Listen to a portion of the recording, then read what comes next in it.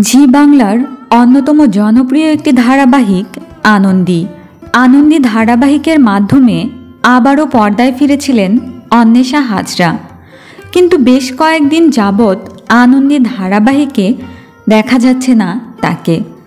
ভক্তদের মনে প্রশ্ন, ধারাবাহিকের প্রয়োজনে তাকে গায়েব করা হলো নাকি অন্য কোনো কারণ? এই প্রশ্নের উত্তর দিলেন অভিনেত্রী নিজেই। বেশ কয়েকদিন যাবতই অসুস্থ ছিলেন অন্বেষা। শেষ শুটিং করেছিলেন 11 তারিখে। প্রচণ্ড জ্বর নিয়েই অভিনয় চালিয়ে যাচ্ছিলেন তিনি।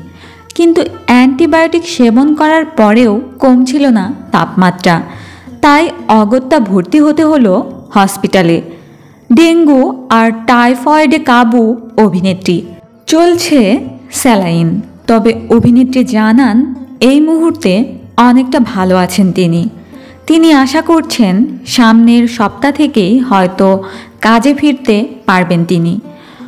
দর্শকদের উদ্দেশ্য করে অন্বেষা জানান, আমাদের সবটাই তোমাদের জন্য, আমাদের পাশে থেকো। অন্বেষা ভক্তদেরও সুস্থতা কামনা করেছেন।